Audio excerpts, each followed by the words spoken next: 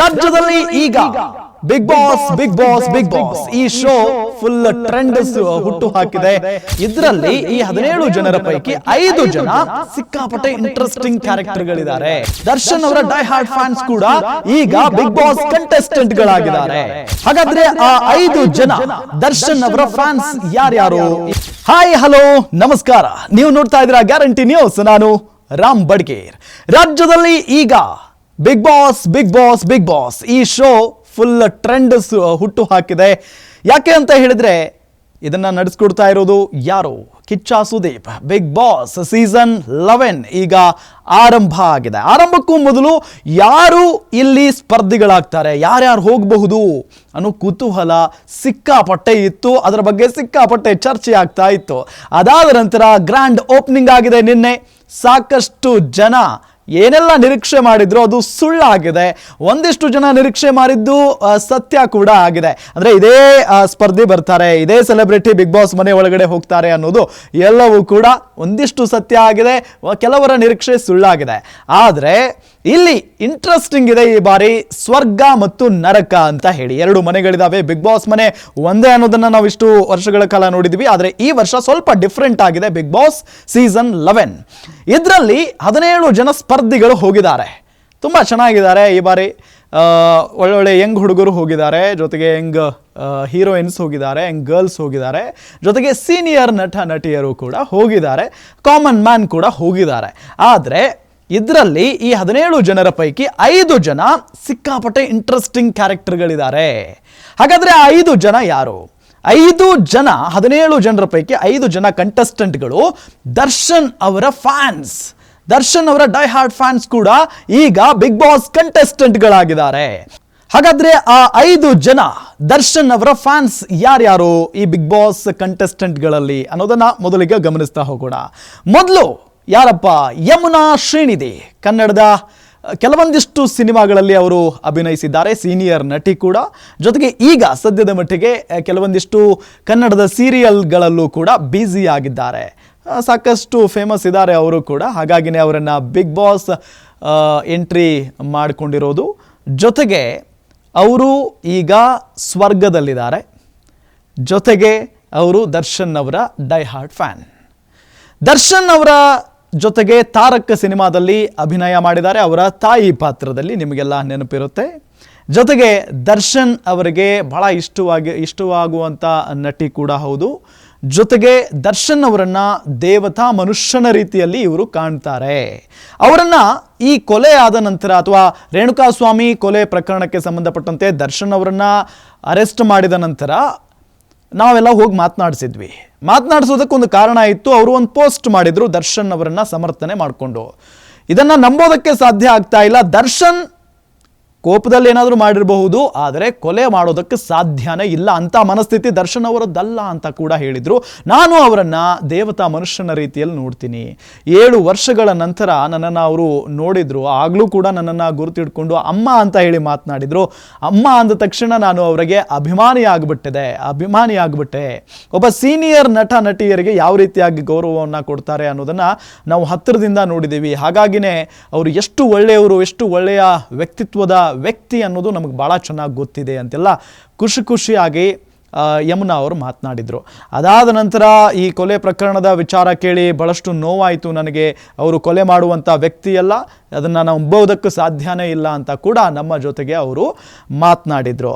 ಈಗ ದರ್ಶನ್ ಅವರ dye hard fan Yamuna ಅವರು ಕೂಡ ಬಿಗ್ ಬಾಸ್ ಕಂಟೆಸ್ಟೆಂಟ್ ಆಗಿದ್ದಾರೆ. ಜೊತೆಗೆ ಅವರು ಸಿಕ್ಕಾಪಟ್ಟೆ ಕೋಪಿಸ್ಟೆ ಅನ್ನೋದನ್ನು ನಾವು ಕೇಳ್ಪಟ್ಟಿದ್ದೀವಿ. ಹಾಗಾಗಿ ಇವರು ಅಥವಾ ದರ್ಶನ್ ಅವರ ಬಗ್ಗೆ ಅಲ್ಲಿ ಯಾರಾದರೂ ಏನಾದರೂ ಮಾತಾಡಿ ಇವರು ಟ್ರಿಗರ್ ಆಗಿ ಇವರೇನೋ ಅಲ್ಲಿ ಉಲ್ಟಾ ಮಾತಾಡಿ ಹಾಗೆ ಕಿರಿಕ್ಗಳಾಗುವಂಥ ಸಾಧ್ಯತೆ ಇದೆ. ಇನ್ನು 2ನೇ ಡೈ ಹಾರ್ಡ್ ಫ್ಯಾನ್ ಯಾರಪ್ಪ? ಅದು ಅನುಷಾ ರೈ. ಉದಯೋನ್ಮುಖ ನಟಿ. ಕನ್ನಡ ಕೆಲವೊಂದಿಷ್ಟು ಸಿನಿಮಾಗಳಲ್ಲಿ ಅಭಿನಯ ಮಾಡಿದ್ದಾರೆ, ಇನ್ನೂ ಕೆಲವೊಂದಿಷ್ಟು ಸಿನಿಮಾಗಳಲ್ಲಿ ಬ್ಯುಸಿ ಇದ್ದರು. ಅದಾದ ನಂತರ ಈಗ ಅವರು ಬಿಗ್ ಬಾಸ್ ಕಂಟೆಸ್ಟೆಂಟ್ ಆಗಿ ಒಳಗಡೆ ಹೋಗಿದ್ದಾರೆ. ಅದು ಕೂಡ ನರಕಕ್ಕೂ ಹೋಗಿದ್ದಾರೆ ಅವರು. ಜೊತೆಗೆ ಅವರು ಕೂಡ ದರ್ಶನ್ ಅವರು ಅರೆಸ್ಟ್ ಆದಂಥ ಸಂದರ್ಭದಲ್ಲಿ ಒಂದು ಪೋಸ್ಟ್ ಮಾಡಿದ್ರು. ದರ್ಶನ್ ಅವರು ಹೀಗೆ ಮಾಡೋದಕ್ಕೆ ಸಾಧ್ಯನೇ ಇಲ್ಲ, ಅವರು ತುಂಬ ಒಳ್ಳೆಯ ಮನುಷ್ಯ, ಅವರನ್ನ ಯಾಕೆ ನೀವು ಇಷ್ಟೊಂದು ವಿಲನ್ ಆಗಿ ತೋರಿಸ್ತಾ ಇದ್ದೀರಾ ಅಂತ ಹೇಳಿ ಸ್ಟೋರಿ ಹಾಕ್ಕೊಂಡಿದ್ರು ಇನ್ಸ್ಟಾಗ್ರಾಮ್ನಲ್ಲಿ.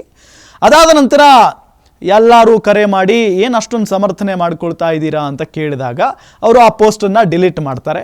ಅದಾದ ನಂತರ ನಾವು ಮಾಧ್ಯಮದವರು ಹೋಗಿ ಅವರನ್ನು ಮಾತನಾಡಿಸುವಂಥ ಪ್ರಯತ್ನ ಮಾಡ್ತೀವಿ. ಆಗ ಅವ್ರು ಹೇಳ್ತಾರೆ, ದರ್ಶನ್ ಅಂದರೆ ನನಗೆ ಭಾಳ ಇಷ್ಟ, ತುಂಬ ಇಷ್ಟ. ನಾನು ಚಿಕ್ಕ ವಯಸ್ಸಿನಿಂದಲೂ ಕೂಡ ಅವರ ದೊಡ್ಡ ಅಭಿಮಾನಿ, ಡೈ ಹಾರ್ಟ್ ಫ್ಯಾನ್ ಅಂತ ಕೂಡ ಹೇಳಿದರು.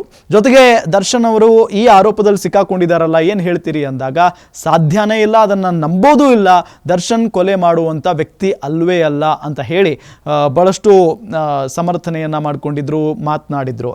ಹಾಗಾಗಿ ಜೊತೆಗೆ ದರ್ಶನ್ ಅವರ ಬರ್ಡೇ ಸಂದರ್ಭದಲ್ಲೂ ಕೂಡ ಹೋಗಿ ವಿಶ್ ಮಾಡಿದ್ರು. ಆ ವಿಡಿಯೋಗಳು ಕೂಡ ಸಾಮಾಜಿಕ ಜಾಲತಾಣಗಳಲ್ಲಿ ಇವತ್ತಿಗೂ ನಿಮಗೆ ಸಿಗ್ತವೆ, ಮತ್ತೆ ಸಿಕ್ಕಾಪಟ್ಟೆ ವೈರಲ್ ಆಗಿತ್ತು ಆ ಒಂದು ವಿಚಾರ. ಹಾಗಾಗಿನೇ ಅವರು ಕೂಡ ಈಗ ಬಿಗ್ ಬಾಸ್ ಕಂಟೆಸ್ಟೆಂಟ್ ಆಗಿ ಒಳಗಡೆ ಹೋಗಿದ್ದಾರೆ. ಇನ್ನು 2ನೇ ಅಭಿಮಾನಿ ಇದು. ಇನ್ನು 3ನೇ ಅವರು ಯಾರಪ್ಪ? ಅದು ಲಾಯರ್ ಜಗದೀಶ್. ಲಾಯರ್ ಜಗದೀಶ್ ಇತ್ತೀಚಿನ ದಿನಗಳಲ್ಲಿ ಸಾಮಾಜಿಕ ಜಾಲತಾಣಗಳಲ್ಲಿ ಸಿಕ್ಕಾಪಟ್ಟೆ ಸಂಚಲನವನ್ನ ಹಾಕಿರುವಂತ ಒಬ್ಬ ವ್ಯಕ್ತಿ. ಯಾರೇ ಭ್ರಷ್ಟಾಚಾರ ಮಾಡಲಿ, ಯಾರೇ ಇನ್ನೊಬ್ಬರಿಗೆ ಅನ್ಯಾಯ ಮಾಡಲಿ, ಅಲ್ಲಿ ಲಾಯರ್ ಜಗದೀಶ್ ಬರ್ತಾರೆ. ಫೋನ್ ಹಿಡ್ಕೋತಾರೆ, ಸೆಲ್ಫಿ ಕ್ಯಾಮ್ರಾ ಆನ್ ಮಾಡಿ, ಯಾಕೋ ಏನೋ ಅಂತ ಹೇಳಿ ಸಿಕ್ಕಾಪಟ್ಟೆ ಆವಾಜ್ ಆಗ್ತಾ ಇರುವಂತ ಜಗದೀಶ್ ಈಗ ಸಾಕಷ್ಟು ರೂಲ್ಸ್ಗಳಿರುವಂಥ ಒಂದು ದೊಡ್ಡ ಮನೆಗೆ ಹೋಗಿದ್ದಾರೆ. ಅಲ್ಲಿ ಯಾವ ರೀತಿಯಾಗಿರ್ತಾರೆ ಅನ್ನೋ ಕುತೂಹಲ ಇದೆ. ಜೊತೆಗೆ ದರ್ಶನ್ ಅವರು ಒಳಗಡೆ ಹೋದಂಥ ಸಂದರ್ಭದಲ್ಲಿ, ಈ ಒಂದು ಕೊಲೆ ಪ್ರಕರಣದಲ್ಲಿ ಅರೆಸ್ಟ್ ಆಗಿ ಒಳಗಡೆ ಹೋದಂಥ ಸಂದರ್ಭದಲ್ಲಿ ದರ್ಶನ್ ಅವರನ್ನ ಬಹಿರಂಗವಾಗಿ ಸಮರ್ಥನೆ ಮಾಡಿಕೊಂಡವರ ಪೈಕಿ ಲಾಯರ್ ಜಗದೀಶ್ ಅವರು ಕೂಡ ಒಬ್ರು. ದರ್ಶನ್ ಕೊಲೆ ಮಾಡಿಲ್ಲ, ದರ್ಶನ್ ಇಲ್ಲಿ ಬಲಿಪಶು ಆಗಿದ್ದಾರೆ, ಮತ್ತೆ ಕೊಲೆ ಮಾಡೋದಕ್ಕೆ ಬೇರೆಯವರೇ ಪ್ರೇರೇಪಿಸಿದ್ದಾರೆ, ಕೊಲೆ ಮಾಡಿದ್ದೇ ಬೇರೆಯವರ ಮೇಲೆ ಆರೋಪ ಮಾಡಿದ್ರು ಇದೇ ಜಗದೀಶ್, ಲಾಯರ್ ಜಗದೀಶ್. ಅದಾದ ನಂತರ ದರ್ಶನ್ ಫ್ಯಾನ್ಸ್ಗೆ ಒಂದು ಕರೆ ಕೊಡ್ತಾರೆ ಲಾಯರ್ ಜಗದೀಶ್, ಬನ್ನಿ ಹೋರಾಟ ಮಾಡೋಣ, ದರ್ಶನ್ ಅವರು ಇಲ್ಲಿ ಕೊಲೆ ಮಾಡಿಲ್ಲ, ಬನ್ನಿ ಹೋರಾಟ ಮಾಡೋಣ ಅಂತ ಹೇಳಿ ಪ್ರತಿಭಟನೆ ಕರೀತಾರೆ.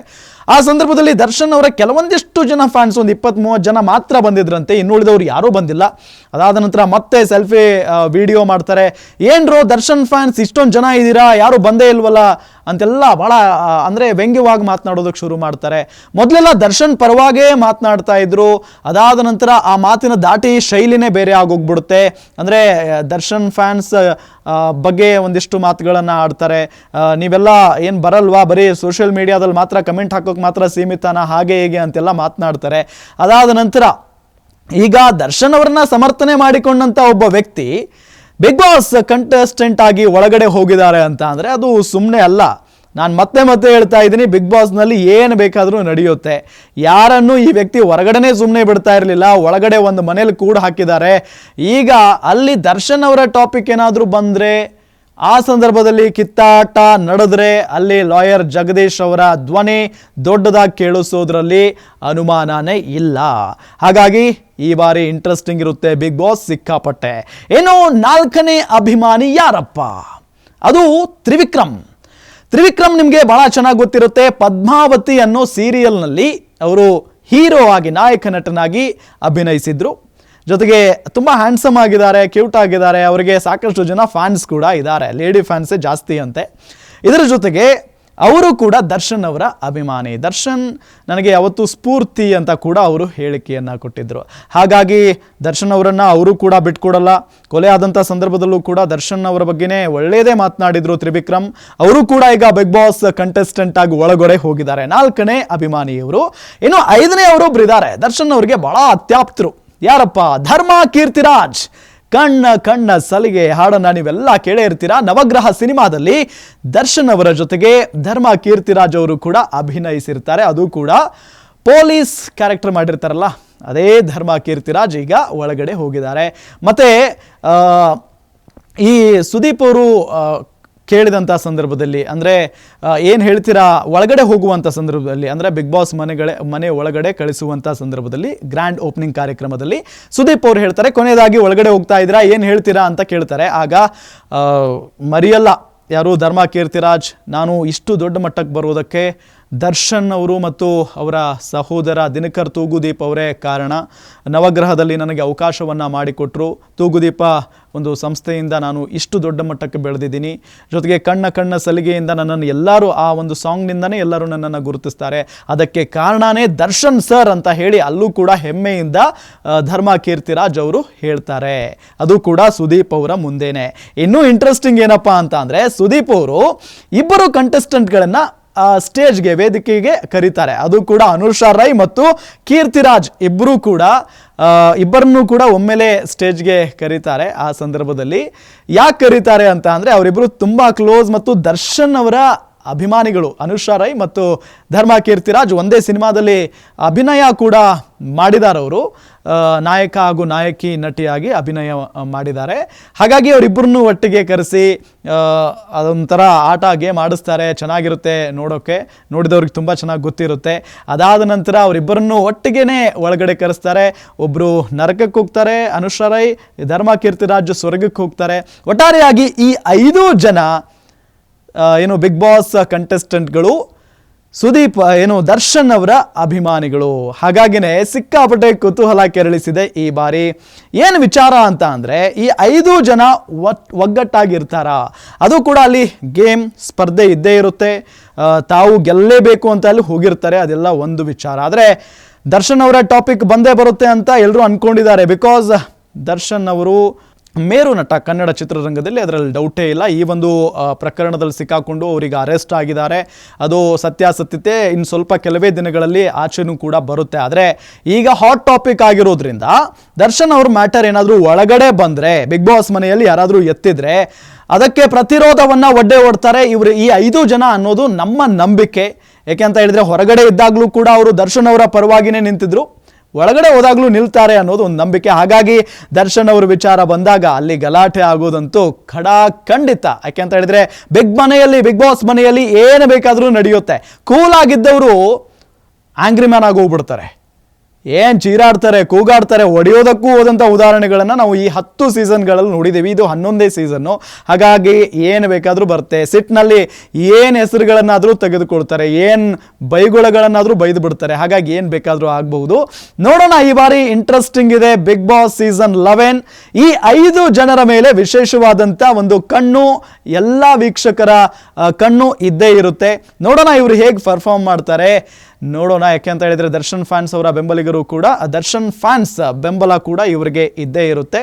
ಇವರು ಯಾವ ರೀತಿಯಾಗಿ ಆಟ ಆಡ್ತಾರೆ, ಗೆಲ್ತಾರಾ, ಸೋಲ್ತಾರಾ, ಕೆಲವೇ ವಾರಗಳಲ್ಲಿ ಹೊರಗಡೆ ಬರ್ತಾರಾ, ಅಥವಾ ಫೈನಲ್ವರೆಗೂ ಕೂಡ ಇರ್ತಾರಾ, ಕಾದ್ ನೋಡೋಣ. ಇದಾಗಿತ್ತು ಈ ಹೊತ್ತಿನ ವಿಶೇಷ. ನೋಡ್ತಾ ಇರಿ ಗ್ಯಾರಂಟಿ ನ್ಯೂಸ್, ಸುದ್ದಿ ಖಚಿತ, ನ್ಯಾಯ ನಿಶ್ಚಿತ. ಗ್ಯಾರಂಟಿ ನ್ಯೂಸ್, ಸುದ್ದಿ ಖಚಿತ, ನ್ಯಾಯ ನಿಶ್ಚಿತ.